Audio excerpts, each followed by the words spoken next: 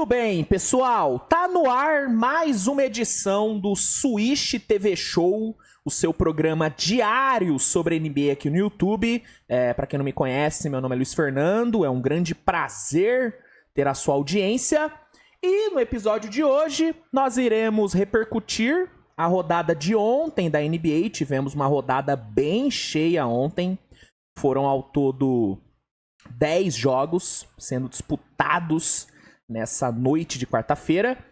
E aí nesse vídeo eu irei comentar sobre cada uma das partidas. Tivemos algumas surpresas na rodada. Tivemos alguns jogos bem pegados. Uma rodada boa, cara. Foi uma boa rodada. Aí eu vou comentar sobre a rodada. Iremos também comentar sobre as principais notícias do dia. Tem algumas notícias bem interessantes pra gente comentar. E aí a gente vai bater naquele papo, vai bater naquela resenha maravilhosa por aproximadamente uma horinha, né? Uma horinha tá bom, tá? Uma horinha de Switch TV Show? Acho que tá ok, acho que é um período ok de duração. Mas enfim, vamos aqui iniciar então com o resumo da rodada, né? Vamos aqui passar por todos os jogos que rolaram ontem. Bom, antes, eu só não posso me esquecer, né, de pedir pra vocês deixarem um like aí no episódio, que é muito importante. Galera que tá assistindo aí na Premiere, deixa o like que ajuda muito. E se vocês não forem inscritos, se inscrevam no canal pra não perder nenhum vídeo novo, tá bom? E se puder compartilhar também o episódio, pegar o linkzinho e jogar nos seus grupinhos no WhatsApp, Facebook, Telegram, faz isso, que ajuda muito no crescimento, na expansão desse projeto maravilhoso, tá bom? Enfim, dito isso, vamos aqui começar a falar sobre os jogos de ontem e vamos começar com Indiana Pacers e Detroit Pistons, né? Ontem tivemos esse jogo abrindo a rodada, foi o primeiro jogo da noite e apesar do Pistons ter feito um jogo bem bom, né, ter feito um jogo bem digno, no fim ganhou o melhor time, né? Indiana bateu o Pistons por 115-109. Não foi um jogo espetacular do Pacers, não foi, tanto que o Pacers teve que buscar a virada, né? O Pacers entrou no quarto período perdendo por 10 pontos, cara. Perdendo por 10, então não foi um jogo espetacular de Indiana, mas no fim valeu a qualidade do elenco do Pacers, né? Tivemos ontem um Benedict Mathurin entregando 14 pontos no último quarto. Jogou pra caralho. Foi importantíssimo pra virada. O Pascal Siakam flertou com triple-double. O Haliburton, apesar do aproveitamento ruim no perímetro, ele matou uma bola de 3 crucial ali nos últimos segundos. Inclusive, foi a única bola de 3 que ele matou no jogo. E foi a bola que sacramentou a vitória de Indiana. Então, o Pacers ganhou ontem muito pela qualidade do seu elenco. O Miles Turner fez um jogo excelente, foram 20 pontos para ele, com 9 rebotes, entregando, se não me engano, 16 no terceiro quarto. Foi um jogo onde as individualidades de Indiana fizeram a diferença. O Pistons teve também as suas individualidades, né? O Cade Cunningham fez um jogo muito forte, foi um ótimo jogo do Cade, fez um terceiro quarto muito bom, foram 18 pontos para ele no terceiro período, terminou o jogo com 28 pontos, 5 rebotes e 8 assistências. O Jalen Duren entregou um duplo-duplo de 13 pontos e 13 rebotes, o que já é banal pro Jalen Duren, né? Uma máquina de duplos-duplos. Eu gosto do Jalen Duren. Não sou muito fã, mas é inegável que o cara é uma máquina de duplos-duplos. É surreal a facilidade com que ele coloca 2 dígitos de pontos e rebotes. O Tim Hardaway, que foi titular, fez um jogo bom, não jogou mal. Inclusive, eu até fiquei surpreso com a titularidade do Tim Hardaway. Eu achei que o JB ia de Simone Fonteco ali na 2. Mas até que eu gostei da escolha. Tim Hardaway fez um bom jogo. Então, o Pistons teve as suas individualidades aparecendo. O que acabou faltando pro Pistons foi consistência, né? O Pistons caiu muito de rendimento no último período. O time ficou 5 de 20 nos arremessos no último quarto. E aí não teve como, cara. Aí o Pacers se aproveitou disso, cresceu no jogo e buscou ali a virada. Um ponto negativo pro Pacers ontem, além, né, da dificuldade de vencer um time que temporada passada teve a pior campanha da NBA, mas um outro ponto negativo para Indiana ontem foi a lesão do James Wiseman. Né? O Wiseman, ele recebeu a oportunidade de jogar por conta da ausência do Isaiah Jackson. Ele conseguiu ter um bom início de jogo, se não me engano, foram 6 pontos em 4 minutos em quadra. Só que aí ele acabou sofrendo uma lesão que aparentemente é uma lesão de Aquiles. E uma lesão de Aquiles, a gente sabe a gravidade, né? Então, fica como ponto negativo para Indiana, além da dificuldade de ganhar, né? A lesão do James Wiseman, que aparentemente é uma lesão bem séria. Enfim. Mas, no geral, foi um bom jogo, cara. No geral, foi um bom jogo. Gostei do que eu vi do Pistons, cara. O Pistons mostrou muita coisa legal. Mostrou muita coisa legal. Mas faltou a consistência ali no último quarto. Seguindo, vamos agora falar sobre Cleveland Cavaliers e Toronto Raptors. Aqui foi passeio. Cleveland passou o carro no Toronto, 136-106 foi o placar. Né? O Cleveland não tomou conhecimento do Raptors, que jogava em casa. Inclusive, fiquei bem decepcionado com o baixo desempenho do Toronto. Eu esperava um Raptors bem mais competitivo do que foi ontem. Óbvio, tem que entrar aí na conta a lesão do Quickley. Né? Depois que o Quickley saiu, ele acabou sofrendo uma lesão ali na região pélvica, depois de uma queda que ele sofreu. Depois que ele saiu, o ritmo do time do Toronto caiu totalmente. O Toronto sentiu muito a ausência do Quickley.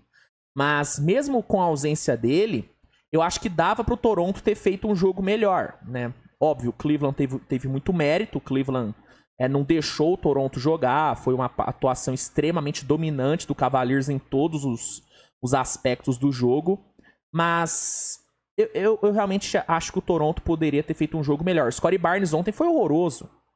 Foi um dos piores jogos que eu já vi do Scottie Barnes, cara. Ontem ele terminou o jogo com 3 de 14 nos arremessos. Foram só 9 pontos. Com ele em quadra, o Toronto perdeu por 33 pontos, cara. Ontem ele foi um fator negativo.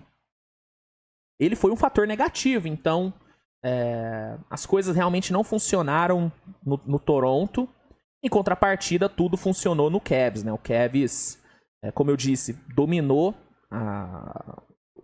o jogo. Uma vitória extremamente incontestável do Cavaliers. O time foi dominante tanto ali no garrafão como também no perímetro. Né? O Cavaliers meteu 68 pontos dentro do garrafão. 68 pontos. E aí, vale um destaque pro Evan Mobley. Né? Jogou demais o Mobley. Foi disparado o melhor jogador em quadra ontem. Foram 25 pontos em 26 minutos. Com 9 de 14 nos arremessos, matou bola de 3, deu 3 tocos na partida, roubou 2 bolas, deu 3 assistências. Cara, foi realmente um jogo muito forte do Evan Mobley, que aparentemente vai ter um protagonismo maior no ataque com o Kenny Atkinson ali no comando. Né? Claramente o Kenny Atkinson ele quer que o Evan Mobley seja mais envolvido nas ações ofensivas. E ontem deu muito certo. Foi muito envolvido, foi muito produtivo. Coletivamente, o Cavs apresentou um basquete muito bom. Foram 6 jogadores do Cleveland passando dos dígitos duplos de pontuação. Donovan Mitchell, Evan Mobley, Ty Jerome, que foi bem. O Jarrett Allen, o Jordan Niang e o Caris LeVert. Né, todos tiveram dígitos duplos. Então, foi uma atuação excelente do Cleveland. Vitória tranquilinha, começa muito bem a temporada. E o Toronto começa mal, né? Acho que tirando o Grady Dick, que fez um jogo bom, o resto do Toronto deixou muito a desejar. E o Rajakovic também, na minha opinião, ele foi bem mal ontem. Acho que dava para o time ter competido mesmo com os desfalques que já tinha, né? Kelly Olynyk, RJ Barrett, e mesmo depois de perder o Quickley. Acho que o Toronto deveria ter feito um jogo melhor, até porque estava jogando em casa. Então, enfim, decepcionei bastante com o time do Raptors. Seguindo, vamos falar sobre Milwaukee Bucks e Philadelphia 76ers, né? O Bucks encarou o Philadelphia fora de casa e, como já era esperado, o Bucks conseguiu vencer por 124-109. Por que eu falo que já era esperado? Por conta dos desfalques dos Sixers, né? O Sixers foi para esse jogo sem Embiid e sem Paul George, enquanto o Bucks teve Lillard, teve Giannis, só não teve Chris Middleton. De resto, o Bucks teve todo mundo à disposição. Então, pelos desfalques dos Sixers, já era meio que esperado que o Bucks vencesse. E foi o que aconteceu. O Bucks fez um jogo muito forte, não teve nenhuma dificuldade para bater Filadélfia. Giannis e Lillard jogaram num nível altíssimo. O Lillard meteu 30 pontos com 6 de 12 no perímetro. Uma atuação muito forte do Lillard. E o Giannis terminou com 25 pontos, 14 rebotes e 7 assistências. Ele ficou a 3 assistências de um triple-double na estreia. Então, atuação muito forte dos dois. Para além deles, vale o destaque para o Brook Lopes e para o Gary Trent, pela defesa dos dois. Brook Lopes meteu 6 tocos ontem. 6 tocos. Trancou o garrafão. E o Gary Trent conseguiu executar uma marcação muito boa em cima do Maxey, que foi a única arma que o Sixers teve ontem. O Maxey acabou tendo que monopolizar muito o jogo. Conseguiu pontuar bem, foram 25 pontos para ele, mas a vida dele não foi fácil. O Gary Trent fez um bom trabalho ali na marcação e merece destaque. Além disso, o Gary Trent também atuou bem no ataque. Se não me engano, foram 11 pontos para o Gary Trent. Foi um bom jogo dele.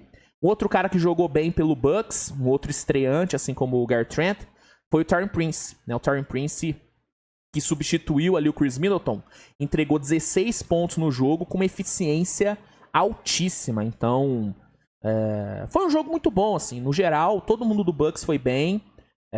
E o Philadelphia sofreu com os desfalques, assim. É até difícil criticar o Sixers pela derrota, porque, mano, tava sem 2 dos seus melhores jogadores enfrentando um Bucks com quase todo mundo disponível, com Giannis e Lillard jogando muito. Então, assim, não tem o que criticar o Philadelphia, não, cara. O Philadelphia fez o que deu pra fazer. Maxey conseguiu pontuar bem. Kyle Lowry e o Yabusele tiveram um bom desempenho vindo do banco. Acho que vale o destaque pros dois. Os dois combinaram pra 23 pontos vindo do banco. Então, não tem muito o que criticar o Sixers, não. Tava desfalcado, enfrentou um adversário que tava numa noite muito boa. Resultado esperado. Era um resultado esperado. Agora, no próximo jogo, que vai ser contra Toronto, Philadelphia deve ter o Paul George de volta. Aí tem que ganhar. Aí é um jogo que o Philadelphia não pode perder. Seguindo, vamos aqui de Magic e Heat. Ai, rapaz. Miami Heat, hein?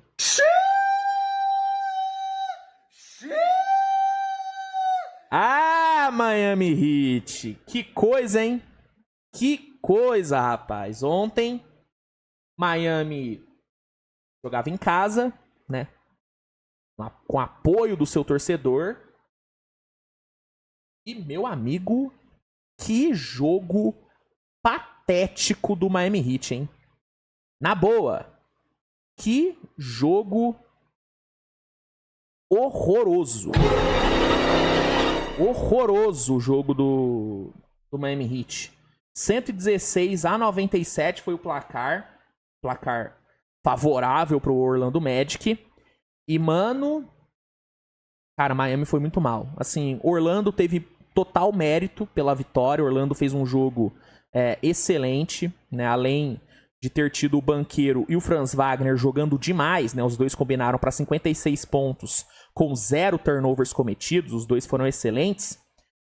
O time teve ali um ótimo desempenho no perímetro, né? O time matou 18 bolas de 3 em 49 tentadas, o que admito que me surpreendeu. Eu não esperava ver o Orlando arremessando tanto para 3, né? Tanto que eu não me lembro qual foi a última vez que esse time do Magic arremessou 40 bolas de 3 num jogo. Eu não me lembro da última vez.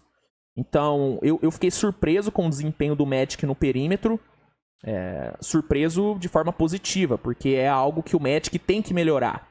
Foi um dos grandes problemas do Magic temporada passada, essa falta de arremesso de 3. E ontem, cara, o que não faltou foram bolas de 3. O Gary Harris meteu 6 vindo do banco, jogou muito. Então, teve ali o Banqueiro e o Franz Wagner jogando muito, teve a bola de 3 caindo. O Magic também foi bem dominante nos rebotes ofensivos, foram 18 rebotes ofensivos ontem. O Magic ali no fim do segundo quarto encaixou uma run surreal, cara. O Magic meteu uma run de 48-15. 48-15. O Magic saiu de um 46-49 desfavorável para um 94-64. Sim, o Magic jogou pra caralho. O Magic teve muito mérito. Mas o Miami Heat foi muito mal. E aí, não tem como. Eu tenho que dar uma individualizada na crítica, porque o que o Sr. Bam Adebayo e o Sr. Jimmy Butler foram horríveis ontem, tá escrito, cara. Tá escrito, cara. Os dois, que são os caras do Heat, mano, os dois combinaram pra 12 pontos, cara. 12 pontos. Os dois juntos tiveram 2 de 13 de aproveitamento nos arremessos. Mano, não dá, desculpa, não dá. Numa estreia, jogando em casa, enfrentando um adversário que pode ser um concorrente direto a uma vaga direta nos playoffs, não dá pra esses dois serem tão ruins como foram ontem. Jogo horripilante dos dois, o Heat também coletivamente não funcionou. E aí não tem jeito, mesmo sendo algo que eu não costumo fazer, porque eu sou muito fã do cara. Mas, mano, tem que criticar também o Erik Spoelstra. Erik Spoelstra também merece crítica, mano. Faltou ontem ajuste. Faltou ontem achar alternativa. Uma coisa que eu achei um erro tremendo do Erik Spoelstra foi ter dado mais minutos pro Thomas Bryant do que pro Kelewar, né? Pegando aqui a minutagem dos dois ontem. Ó. Cara, o Thomas Bryant teve 16 minutos e o Kelewar teve só 6. Pô, não dá, mano. Não dá, assim. Apesar do Kelel ser novato, ele tem muito mais qualidade do que o Thomas Bryant. Muito mais qualidade. Pô, foi muito mal. Jovic ontem, 1 de 7 para 3. Pô, nossa, cara, foi realmente um jogo muito fraco por parte do Heat. Jogo horrível. E, mano, vitória mais do que merecida pro Magic. O Magic foi melhor, foi mais consistente, foi mais agressivo, jogou com mais querência. Mano, o Magic foi melhor do que o Heat em todos os aspectos. Mereceu muito a vitória. E, mano, fica aí o alerta pro Heat, né? E, ó, que jogo ruim, mano. Que jogo ruim. E o Butler, e aí eu vou criticar também. Pô, o Butler, quando é pra fazer gracinha no Media Day, quando é pra falar que não, agora a parada é séria, ele é leão. Mas agora, pra dar entrevista depois do jogo horrível que ele fez ontem, aí ele é um gatinho, né? Aí é miau, né? Aí é miau, Jimmy Butler. Não deu entrevista, não quis falar, né? Pô, brincadeira. Tem que falar. Você não é o líder? Você não chamou pra si a responsa, falando que nessa temporada não vai ter brincadeira, que eu vou provar que eu mereço o contrato? Você não meteu essa? Tem que dar entrevista então, bichão. Tem que se justificar, porque o jogo de ontem foi horrível. Foi horrível. Então, fica a crítica aí, cara. Fica a crítica aí ao Heat, principalmente ao Butler. E o Bam Adebayo também foi horrível ontem. Horrível. Enfim. Seguindo, vamos aqui de Atlanta Hawks e Brooklyn Nets. Jogo bom, hein? Jogo bom. Brooklyn conseguiu fazer jogo duro fora de casa. Conseguiu fazer o jogo ir ali para os últimos minutos bem pau a pau. Bem pau a pau. Cam Thomas fez um jogo excelente. O último quarto do moleque foi absurdo. Foram 20 pontos para ele no último quarto, com 8 de 10 nos arremessos, 3 de 4 para 3. Foi um grande jogo do Cam Thomas. Foram 36 pontos para ele na partida. Ele se tornou apenas o terceiro jogador na história da NBA a ter múltiplos jogos de 35 pontos em estreias antes de completar 24 anos. Né? Os outros dois foram Trae Young e Ja Morant. Então, Cam Thomas ele já começou a temporada daquele jeito. O Brooklyn apresentou muita coisa boa. Só que ali no fim, o Hawks conseguiu sair com a vitória. Né? 120-116 foi o placar final. O Trae Young teve uma apresentação excelente de 30 pontos e 12 assistências. Jogou muito o nosso menino calvo. O Onyeka Okongwu meteu 28 pontos e 8 rebotes.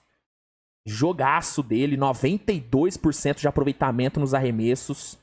Nossa, jogou muito, cara. Jogou muito. E sabe o que é bizarro? É o fato de que o Okongwu, por alguma razão que eu desconheço, ainda é reserva desse Hawks. Isso é o que eu não consigo entender. Por que diabos o Okongwu ainda não é titular? Mano, não tem porquê, cara. Não tem justificativa pro Quinn Snyder manter o Capela como titular. Sim, o Capela tá fazendo hora extra no Hawks. Tá fazendo hora extra. Ele vai ser trocado na trade deadline. Então, por que manter ele de titular? Sabe?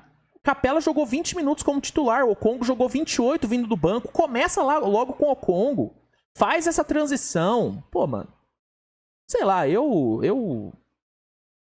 sinceramente eu não consigo entender, cara. Não consigo entender e não consigo concordar com o Quinn Snyder segurando o Okongwu no banco. Ele tem que ser titular, velho. Ele tem que ser titular. Mas enfim, né? Vamos ver se depois do jogo de ontem o Quinn Snyder, né, bota logo o moleque de titular.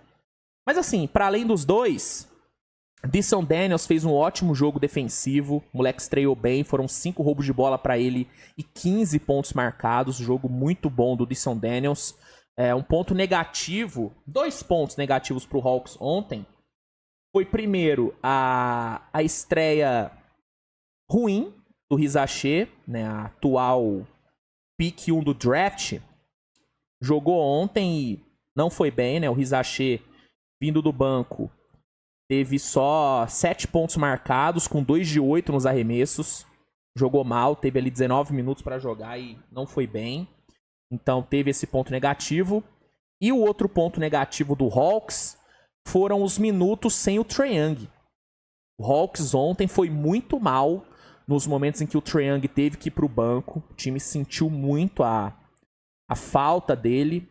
E isso é algo que deve rolar durante toda a temporada, né? A menos que o Hawks pegue um armador mais confiável ali na trade deadline, sem ter ali o DeJounte Murray, o Hawks vai sentir muito nos minutos que o Trae Young tiver descansando. E aí tem que ver como que o Quinn Snyder vai compensar isso, né? Mas ontem foi feio, né? Toda hora que o Trae Young foi pro banco, o Hawks sentiu. O Brooklyn cresceu no jogo. Então esse é um ponto negativo. Pelo Brooklyn fica o destaque pro Cam Thomas, que jogou pra caralho. O Ben Simmons, apesar de ter feito um segundo tempo horrível, muito ruim, ele fez um bom primeiro tempo. Então acho que dá pra ao mesmo tempo que destacar o ponto negativo do Ben Simmons, também destacar o ponto positivo dele. O primeiro tempo dele foi bom. Eu acho que no mais é isso, assim. Teve o Jalen Wilson fazendo um bom jogo, ele que foi MVP da Summer League, né? Fez um bom jogo, é um menino que deve ter uma minutagem boa aí com o Jordi Fernandes. quem foi ruim ontem foi o Claxton, né? E nem pelo que ele apresentou em quadra, mas pela falta idiota que ele fez ali no Dyson Daniels no quarto período. Pô, o Claxton tá de sacanagem. Uma falta totalmente desnecessária no momento onde o Brooklyn tava buscando a virada, tava bem no jogo. Ele vai lá, me faz uma falta burra, toma uma flagrante 2 e é expulso. Tava faltando ainda uns 8 minutos pro jogo acabar, o Brooklyn podia ter ganhado o jogo. Né? E o Claxton vai lá e me faz aquela burrice, não sei o que deu na cabeça dele. Ele até falou que vai buscar terapia e tal, porque, mano, a cabecinha dele não tava boa, não.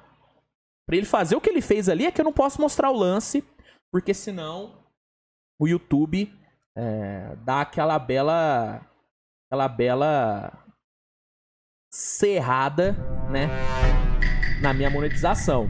Mas, cara, foi uma falta burra na transição. Ele deu um tackle no Dyson Daniels, sabe? Burrice total. Então, destaque negativaço aí pro Claxton. Totalmente irresponsável. Mas, enfim, foi bom jogo e o Hawks saiu com a vitória, estreando aí com vitória em casa.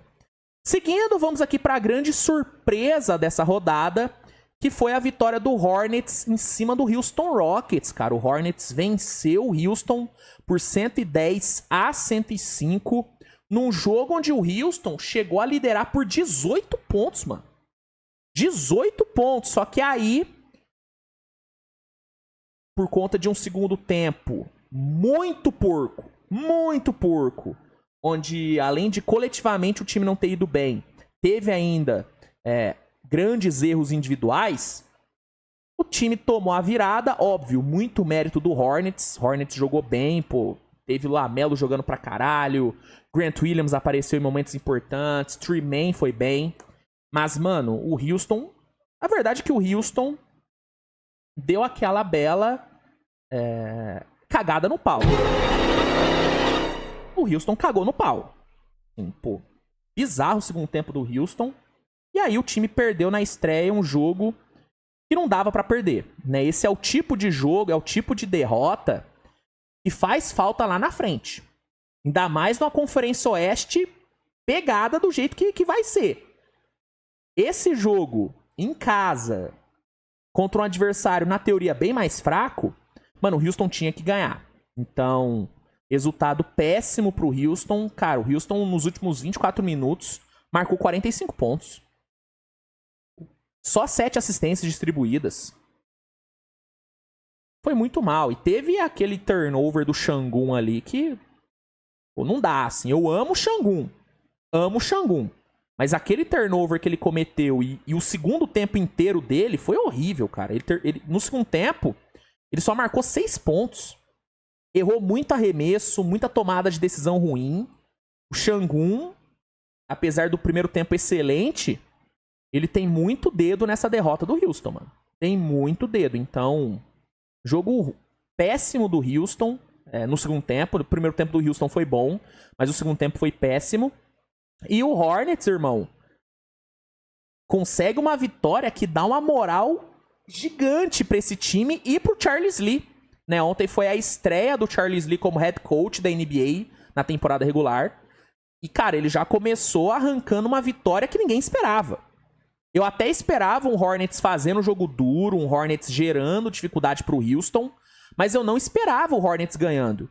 Então, a estreia, o começo aí do trabalho do Charles Lee é muito positivo. Foi muito positivo na pré-temporada, eu falei muito, né? Elogiei muito o Hornets durante a pré-temporada. E esse primeiro jogo, cara, o Hornets tá de parabéns. Buscar um jogo fora de casa, perdendo por 18, enfrentando um time que é mais forte do que ele. E tendo ainda o desfalque do Brandon Miller. O Brandon Miller machucou. O Brandon Miller ele sofreu lesão no quadril, se não me engano. Ele saiu rápido, assim. Acho que ele jogou uns 10 minutos. Se não me engano, ele jogou uns 10 minutos. Deixa eu até confirmar isso aqui. Mas acho que o Brandon Miller jogou uns 10 minutinhos e já machucou. Eu só... Pra dar a informação correta. Isso mesmo, ele jogou 11 minutos, cara. Com 11 minutos, o Brandon Miller machucou. O Hornets teve que jogar sem um dos seus melhores jogadores e mesmo assim buscou a virada. Então, cara, começo excelente do Hornets. Charles Lee merece muitos elogios. Assim como também, óbvio, LaMelo fez um jogo fantástico, 34 pontos, 8 rebotes, 11 assistências, brilhou no quarto período. Trey fez um jogo absurdo, ele que, com a ausência do Brandon Miller, ganhou mais minutos e aproveitou, foram 24 pontos para ele, sendo 9 no quarto período, crucial para a virada. O Grant Williams, além de ter forçado aquele turnover, né, crucial ali no Sengun, no final do jogo, ele matou 2 bolas de 3 ali no último quarto que, mano, foram importantíssimas. Então, teve os destaques individuais, óbvio, mas o Charles Lee, ele tem muito mérito nessa vitória, mano. Ele tem muito mérito, tem muito... Ele merece muitos elogios. Muitos elogios mesmo, cara. Gostei muito do que eu vi do Hornets ontem. E o Houston fica aí a lamentação pelo segundo tempo, assim, porco. Foi o segundo tempo porco do Houston. Porco. Pra mim, essa é a expressão que define o segundo tempo do Houston. Porco. Muito mal, cara. Muito mal. Vamos lá, dando seguimento aqui, vamos de New Orleans Pelicans e Chicago Bulls, né? O Pelicans encarou o Bulls sem o Zion, né? O Zion não jogou, tava doente. Trey Murphy também foi desfalque no jogo de ontem. Só que, mesmo desfalcado, o Pelicans entregou uma atuação extremamente dominante ontem, cara. O Pelicans fez um jogo excelente. Conseguiu ser melhor do que o Bulls em todas as áreas. Assim, defensivamente, o Pelicans foi ótimo. Conseguiu forçar e capitalizar bem em cima dos turnovers do Bulls. Né? O Pelicans forçou 21 turnovers no Bulls. E desses 21 turnovers... o Pelicans conseguiu arrancar 30 pontos, cara. Foram 30 pontos via turnovers. Cara, o Pelicans foi bem na defesa. Ofensivamente, o ataque fluiu muito bem. Brandon Ingram foi o grande destaque. 33 pontos com uma eficiência altíssima. Jogou muito o Brandon Ingram. O CJ McCollum também entregou um jogo excelente. 23 pontos, 5 bolas de 3 com plus-minus de mais 18. Foi ótimo. O Ives Smith, o calouro, fez uma estreia muito boa, disparado, foi o melhor calouro da rodada. Foram 12 pontos, 3 blocos, 7 rebotes, entregando muita intensidade, muita energia durante todo o jogo. Não é à toa que quando ele saiu de quadra, a torcida, mano, ovacionou o Ives Smith. Ele foi muito ovacionado pela torcida do Pelicans, porque o moleque realmente jogou bem, estreou bem, personalidade. Gostei muito dele.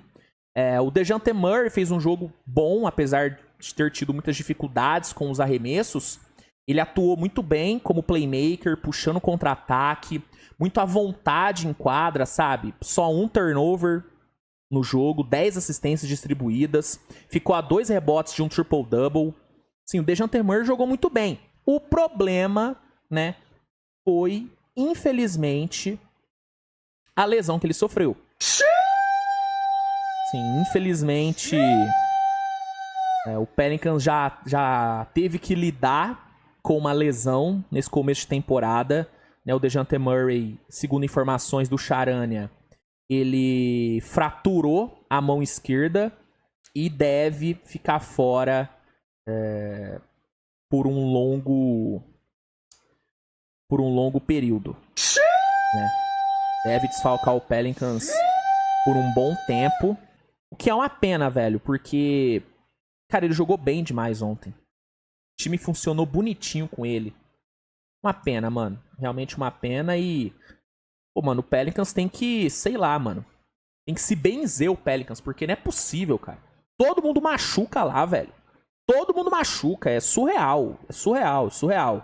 Mas, enfim, apesar da notícia ruim do DeJounte Murray, o Pelicans fez um jogo excelente, ganhou bem, assim, do Bulls. O Bulls Teve até ali um ou outro ponto positivo. O Lonzo Ball jogou seus 13 minutinhos, foi bem nos minutos que teve. Lavine e Vucevic tiveram uma boa produção, os dois combinaram para 48 pontos. Mas de resto, assim, o Bulls foi bem mal. Assim, sofreu com os turnovers. A dupla Giddey e Kobe White foi bem mal ontem. O Bulls, com o Josh Giddey em quadra, foi derrotado por 22 pontos, cara. O Bulls foi pior com o Giddey em quadra. E o Kobe White, 4 de 13 nos arremessos. Então, a dupla de guards não foi bem. Então, no geral, foi uma apresentação bem fraca do Bulls e uma apresentação muito forte do Pelicans, que teve os seus desfalques, estava sem Zion, estava sem Trey Murphy, mas mesmo assim entregou um grande jogo. Vamos lá, hein? Tá acabando. Memphis Grizzlies e Utah Jazz. Esse aqui foi jogaço também, viu? Esse aqui foi jogaço, né? O Memphis foi encarar o Jazz fora de casa com 4 desfalques. Tava sem JJJ, tava sem Didi Jackson, sem Vince Williams e Luke Kennard. Então tava bem desfalcado. Mas teve ele, né? Ja Morant esteve em quadra e, meu amigo, menino morango jogou bola, hein? Ja Morant jogou muito ontem. Ele terminou o jogo com 22 pontos e 10 assistências. Foi extremamente decisivo no final da partida. Ele achou 2 assistências absurdas ali no final do jogo e ali faltando 40 segundos ele conseguiu uma bandeja absorvendo o contato ali do Kessler. E foi uma coisa de maluco. Uma bandeja absurda, pô. Ele absorve o contato, abre o arco, consegue a finalização. Mano, que jogada surreal. E ele decidiu, cara. Ele foi decisivo pro jogo. Foi decisivo pra essa vitória do Memphis por 126-124. Claro, teve outros jogadores do Memphis que foram importantes. O Santi Aldama foi o cestinha do Memphis. Ele que substituiu o JJJ. Cara, entregou um jogo excelente. O cara meteu 27 pontos, 5 bolas de 3. Uma das assistências que o Ja Morant distribuiu ali no final do jogo foi pro Santi Aldama. Então ele jogou muito. Desmond Bane fez um jogo bom de 24 pontos com o terceiro quarto excelente. Então, assim, o Memphis teve outros jogadores aparecendo, sendo importantes. Mas o Ja Morant foi o cara. Assim, o Ja Morant, ele... O que me faz adorar ver o Ja Morant jogar é que ele é o tipo de jogador que em momentos cruciais, em momentos de dificuldades, ele cresce pra caralho. Ele é clutch demais, o Ja Morant, mano. E ontem a gente viu isso. Jogo apertado, o Jazz bem, ele vai lá, bota a bola debaixo do braço e decide o jogo. O Ja Morant é absurdo, a NBA realmente é muito melhor quando o Ja Morant tá jogando. Assim, jogou muito. Grande retorno aí do Ja Morant. Primeiro jogo de temporada regular dele depois de meses fora. E voltou da melhor forma possível. Destaque negativo do Memphis vai pro Zach Edey. O Zach Edey estreou bem mal ontem. Foi expulso do jogo, cara. Ele se tornou o primeiro novato a ser expulso na sua estreia desde 2007. Foi muito mal o Zach Edey, muito mal. Então ele... Pra mim foi o grande ponto negativo do Memphis. Mas, no geral, cara, o Memphis jogou bem. Gostei do espaçamento de quadra do Memphis ontem. Gostei, né? Dá pra ver que o Taylor Jenkins quer dar uma pequena ajustada no jeito do Memphis atacar. Que eu gostei. Então, jogo bom do Memphis e jogo bom do Jazz também, cara. Apesar da derrota, cara, o Jazz jogou bem. O Lauri Markkanen entregou uma atuação de 35 pontos. Jogou pra caralho. Walker Kessler entregou um dos seus melhores jogos em temporada regular em um bom tempo. Foram 16 pontos, 14 rebotes, 5 bloqueios. 5 bloqueios, jogou muito. Então, o Jazz foi bem. Teve ali o Keyonte George não indo bem, né? O Keyonte George ontem deixou muito a desejar. 3 de 18 nos arremessos. Mas, no geral, cara, foi um bom jogo dos dois times, um duelo bem legal entre dois treinadores que eu adoro, né? Eu adoro o Taylor Jenkins e eu adoro o Will Hardy. Então, foi um jogo bem legal de se ver, mano. Quem viu o jogo, com certeza não se arrependeu. Seguindo, vamos aqui para os últimos 2 jogos da rodada. Primeiro, Phoenix Suns e Los Angeles Clippers. Esse que foi talvez o melhor jogo de ontem, né? Prorrogação, grandes estrelas aparecendo. Pô, tivemos um duelo absurdo entre Kevin Durant e James Harden, uma coisa maravilhosa. Então, esse talvez tenha sido o melhor jogo de ontem. O Phoenix venceu por 116-113, uma vitória grande pro Phoenix, né? Porque mesmo enfrentando um Clippers desfalcado, sem Kawhi e com um elenco no papel bem inferior ao do Phoenix, cara, o Phoenix teve que buscar o jogo, o Phoenix teve que buscar ali no quarto período. Tava enfrentando um Clippers muito motivado, muito bem na defesa, né, assim, sendo empurrado ali pela torcida. Pô, a pressão ali do Intuit Dome ontem foi uma coisa absurda. A torcida do Clippers deu show. Então, foi um jogo, né, com um contexto bem difícil pro Phoenix. Phoenix fez um terceiro quarto horrível. Então, teve que superar, né, um terceiro período ruim.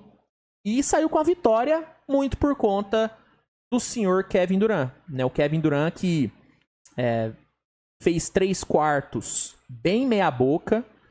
No quarto período, ele simplesmente acabou com o jogo. Né? Ele meteu 12 pontos no quarto período.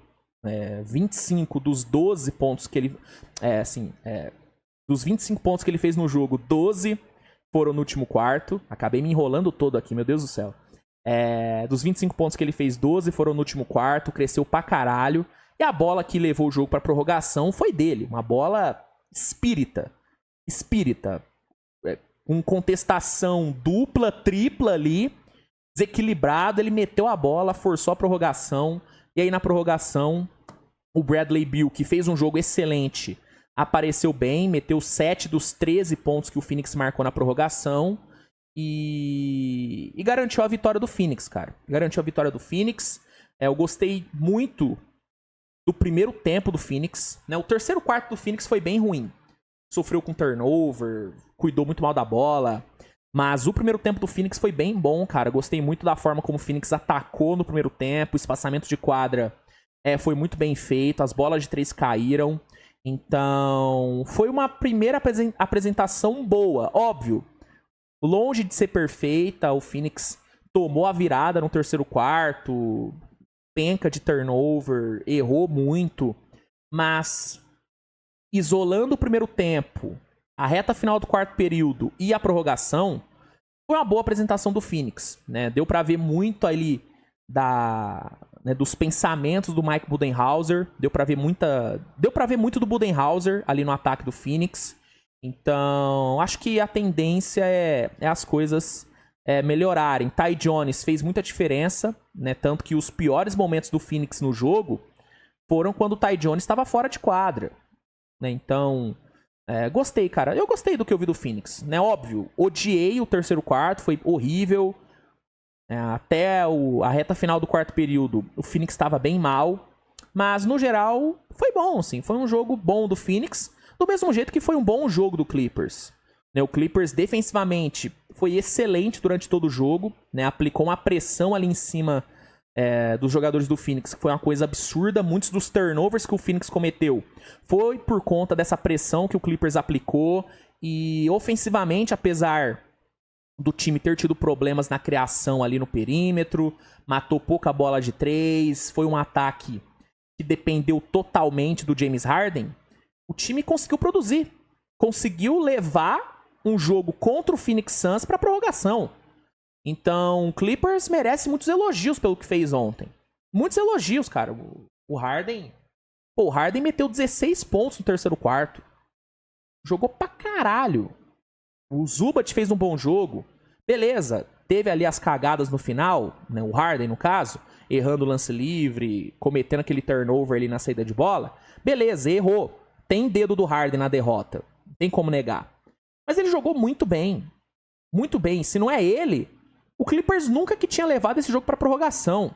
Então, acho que as duas equipes merecem elogios pelo que fizeram ontem. Óbvio, merecem também críticas. O Phoenix pela queda de rendimento ali no segundo tempo, o Clippers pela falta de criatividade no ataque, pela falta de opções mesmo no ataque. Então, os dois times merecem críticas, mas pra mim os dois merecem mais elogios do que críticas. Acho que foi uma estreia boa dos dois times. O Clippers mostrou que pode ser competitivo, mesmo com, né, a ausência do Kawhi. E o Phoenix mostrou que ofensivamente as coisas podem ser diferentes nesse ano em comparação ao que foi no ano passado. Então, acho que dá pra elogiar sim os dois times. E aí, pra encerrar aqui, né, o bloco de análise da rodada, vamos com o último jogo da noite, que foi Portland Trail Blazers e Golden State Warriors, né? O Warriors encarou o Blazers fora de casa e, apesar de um primeiro tempo não muito bom, o Golden State conseguiu crescer no segundo tempo, né? O jogo encaixou, as bolas de três começaram a cair e aí, sem muitas dificuldades, o Golden State venceu por 139-104, vitória tranquila do Golden State. Mais uma vitória do Curry contra o Blazers, né? Eu até busquei aqui o número. Mano, sabe quantos dias fazem desde a última vez que o Blazers ganhou do Curry? 1.310. Faz 1.310 dias que o Blazers não consegue ganhar do Curry, mano. É realmente uma das maiores paternidades da NBA. Uma coisa bizarra. O Curry flertou com o triple-double, ficou a um rebote de um triple-double, jogou bem. Andrew Wiggins fez um dos seus melhores jogos dos últimos meses. Né? Foram 20 pontos para ele, muito eficiente. O Buddy Hield, para mim, foi o grande nome do jogo. Em 14 minutos, meteu 22 pontos. Foi importantíssimo ali, tanto no primeiro quarto, como também no segundo. Né, matando bola de 3, fazendo o ataque do Warriors produzir. Então o Buddy Hield jogou pra caralho. O banco do Warriors, no geral, veio bem. Então foi um jogo muito bom do Warriors e um jogo muito errático por parte do Blazers. Né, tirando ali o Avdija e o Scoot Henderson, que entregaram bons números. Né, o Scoot Henderson foram 22 pontos, mesmo com eficiência baixa. E o Avdija meteu 15 pontos, 7 rebotes, com 2 roubos de bola e 2 tocos. Foi um bom jogo dele.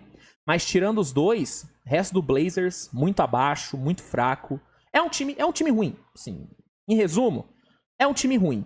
E aí, enfrentando um time que é muito bom, como é o Warriors, e que vive um momento excelente, considerando os ótimos jogos que fez na pré-temporada, aí não teve como. Aí, derrota do Blazers, vitória do Warriors e ótimos indicativos aí do Golden State nesse jogo. Então, esses foram os jogos de ontem, tá? Tá aí o resumo da rodada. Vamos agora falar sobre as principais notícias dessa quinta-feira na NBA. Muito bem, pessoal. Vamos aqui então para o bloco de notícias. Deixa eu só ver se tá certinho aqui. Beleza. Ó, vamos aqui para a primeira notícia, que é sobre essa fala do Giannis Antetokounmpo, né? Tá aqui, ó, matéria do The Playoffs. Antetokounmpo diz que Jaylen Brown é o melhor jogador da NBA. A atleta valorizou a trajetória de Brown com os Celtics campeões na última temporada. E aqui tem a fala do Giannis, né? O Giannis, ele conversou com a Complex Sports, né? E aí ele falou o seguinte: eu sinto que o melhor jogador é o cara que ganha o campeonato, ganha tudo e é o melhor jogador para seu time. Então, o melhor jogador da NBA provavelmente eu diria, Jaylen Brown.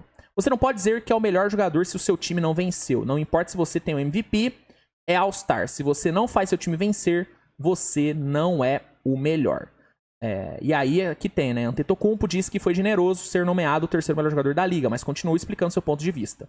Ano passado, sim, Jokic era o jogador número 1 do mundo. Antes disso, era Stephen Curry, o jogador número 1 do mundo. É assim que eu vejo. As pessoas não gostam disso, mas é a realidade das coisas. E assim, né, gente? Obviamente, com todo respeito, né? Eu discordo do nosso querido Giannis. Eu entendo a visão dele, né? Na visão dele, o melhor jogador da liga é o melhor jogador do time campeão. É assim como ele enxerga. Mas eu acho que é um jeito muito, sei lá, muito simplista de enxergar as coisas. Longe de mim querer, pô, sei lá, debater com o Yannis, pelo amor de Deus. Mas eu acho que não é assim que o melhor jogador da liga é definido. Porque se fosse assim, é fácil. Quem foi campeão ano passado? Quem é o franchise player do time campeão? Então ele é o melhor jogador. Sabe? Não é assim, né? Muitas outras coisas têm que ser levadas em consideração.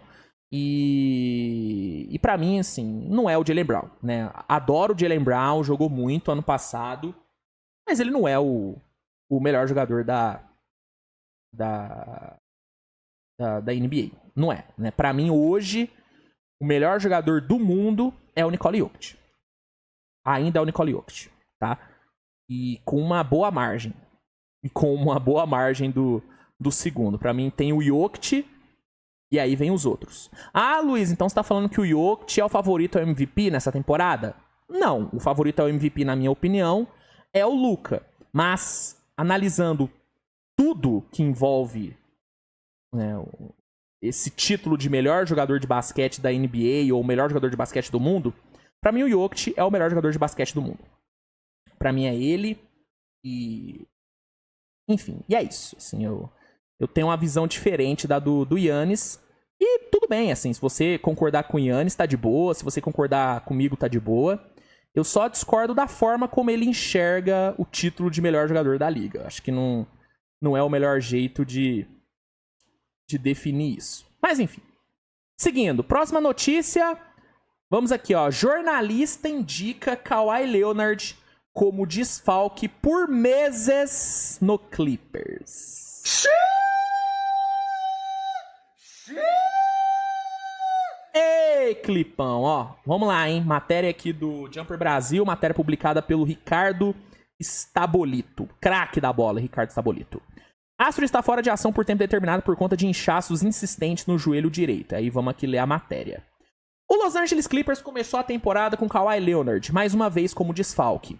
Isso deveria ser algo pontual, mas a franquia se prepara para uma ausência em médio e longo prazo. Apesar do discurso positivo em entrevistas, a situação do Astro seria mais complicada do que se divulga. Segundo o Shams Charania da ESPN, a equipe angelina já prevê que o atleta não volta tão cedo às quadras. E aí tem o report do Charania. Eu recebi a informação que Kawhi vai ficar afastado da equipe por várias semanas, pois não é tão simples. Não é um problema que se resolve em questão de dias, 1 ou 2 semanas. Esse time vai ficar um período longo, meses em potencial, sem o seu reforço. Mas a boa notícia é que a organização sente ter um protocolo de ação que vai viabilizar a sua volta definitiva. Então, segundo o Charania, é bom o torcedor do Clippers não criar muita expectativa para um retorno rápido do Kawhi, né? É bom o torcedor aí se preparar para um bom tempo sem o Kawhi. E aí segue a matéria, né? Leonard está afastado das quadras por conta de um inchaço insistente no joelho direito. Foi um problema que surgiu no fim da temporada passada e, como resultado, limitou-o nos playoffs. Mas, depois de meses de férias, ele não conseguiu se recuperar. O ala foi até cortado da seleção dos Estados Unidos para a disputa dos Jogos Olímpicos. Charania indicou que os californianos estão decididos a não repetirem a história da campanha anterior. E aí, mais uma aspa dele. James Harden disse saber que Kawhi quer estar em quadra e jogar todas as partidas possíveis. A franquia, no entanto, compreende que não pode tê-lo entrando e saindo do time por causa desses problemas físicos mal resolvidos. Foi assim no primeiro semestre, mas todos querem acabar com isso. Afinal, só dá pra competir por títulos com Kawhi atuando de forma regular. E aí, tem o restante aqui da matéria, né? Falando aqui que o Kawhi tá...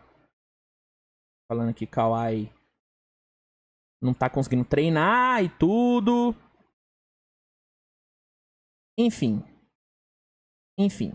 Kawhi, então, rapaziada, vai ficar fora, pelo menos segundo o Charania, né? Vai ficar fora por meses no Clippers. E aí, isso pode indicar que ele ficar fora até dezembro ou até janeiro, não sei. O que com certeza tem um impacto enorme na temporada do Clippers, porque mesmo o Clippers tendo apresentado boas coisas no jogo de ontem contra o Phoenix, a gente sabe que, mano, a Conferência Oeste é uma selva. E não vai ser toda a noite que o Harden vai fazer o que ele fez ontem no terceiro quarto. Não vai ser toda a noite que a defesa do Clippers vai ter um impacto tão grande como teve ontem. Entendeu? Então, sem o Kawhi, eu, sinceramente, acho muito difícil que o Clippers consiga ir pra pós-temporada, mano. De coração. De coração. Se ele voltasse em novembro, talvez eu acreditasse, mas como a expectativa é que ele fique fora por meses, eu, sinceramente, eu não confio que o Clippers pegue pós-temporada. Acho que o Clippers, sem o Kawhi, vai conseguir competir, vai conseguir vencer alguns jogos, mas quando enfrentar a nata da conferência, aí eu acho que o Clippers vai sucumbir. Igual ontem. O Clippers jogou bem? Jogou, mas perdeu no final. Perdeu no final. Então, enfim, essa ausência do Kawhi, pra mim, é aquela pá de terra em cima, a última pá de terra em cima da temporada do Clippers, cara. Eu já vi essa temporada como uma temporada meio que perdida, porque eu já achava que o Clippers, mesmo com o Kawhi, não ia conseguir brigar por muita coisa. Poderia pegar play-in, mas não acho que brigaria por algo além. Então eu já vi essa temporada como uma temporada meio que morta do Clippers. E aí, com a notícia aí do Kawhi, pra mim, eu já larguei mão do Clippers. Enfim, pra encerrar aqui, né, o episódio, vamos aqui comentar sobre essa última notícia, que é sobre o interesse do Celtics em um veterano do Miami Heat, né? Ó, Boston Celtics pode tentar contratação de veterano do Miami Heat. O portal explica como a aquisição de ala pivô pode acontecer. Na semana passada, o portal Bleacher Report publicou a matéria intitulada propondo trocas para cada time da NBA. Em relação ao Boston Celtics, a indicação de um bom reforço foi de Kevin Love, do Miami Heat. De acordo com o site, o ala pivô de 36 anos pode ficar disponível no mercado caso o time da Flórida tenha uma temporada ruim. Então aí o Bleacher Report indicou que o Boston Celtics poderia, sim, ir atrás do Kevin Love, né? Seria uma boa para o Boston Celtics, segundo o Bleacher Report. Aqui tem a aspa. No caso desse time, não há necessidade de se fazer mudanças, escreveu o analista Andy Bailey. Fazer com que o time tenha 11 jogadores capazes de jogar na rotação ao invés dos 10 atuais, talvez seja a única movimentação realista que possam fazer. Se o Heat tiver um início de temporada lento e decidir trocar Jimmy Butler, que não assinou uma extensão de contrato no off-season, é capaz deles se desfazerem de seus veteranos. Kevin Love é um jogador que espaça a quadra e tem experiência de campeão. Desse modo, iria encaixar na cultura de Boston e no sistema tático que é baseado em um alto volume de arremessos no perímetro. Então, essa seria a justificativa, né? Seria aí o cenário que o Bleacher Report vê para essa troca acontecer, né? O Heat começa mal a temporada, resolve trocar o Butler, e aí, no efeito cascata, o Heat trocaria os seus outros veteranos, e aí o Celtics poderia ir atrás do Kevin Love. Assim, mano, eu até acho uma ideia de troca interessante. Eu acho que o Kevin Love tem características que casam com o estilo de jogo do Celtics. É um cara que vai bem nos rebotes, que espaça bem a quadra, é um jogador bem inteligente, tem um bom passe. Então acho que ele funcionaria nesse sistema. Acho que pensando aí num reserva para Porzingis e Horford, a terceira opção ali pro garrafão, eu acho que o Kevin Love funcionaria, mas é um veteranaço, né? Seria um movimento pensando no curtíssimo prazo. E aí não sei se o Celtics faria uma troca assim. Eu acho que o Celtics está muito tranquilo com o que tem. Acho que o Celtics está bem tranquilo, está bem confiante com os jogadores que tem. O Porzingis deve voltar em dezembro. Então, eu não apostaria no Celtics fazendo essa troca. Eu também não apostaria no Heat trocando esses caras agora. Eu acho que o Heat vai para a temporada, vai jogar essa temporada inteira com o que tem. Pelo menos é o que aparenta, né, que vai acontecer. Então, eu não acho que essa troca vai acontecer, mas eu acho que não seria uma troca ruim pro Celtics, não. Faria sentido, eu vejo o Kevin Love ajudando, mas eu acho que não é uma troca que vai rolar, não. Mas o Bleacher Report indica que é uma troca que seria interessante, que poderia acontecer. Aí eu deixo aí pra vocês comentarem aí se vocês concordam ou não com o nosso querido Bleacher Report, tá bom? Então, essas eram as notícias que eu queria comentar com vocês aqui no episódio de hoje.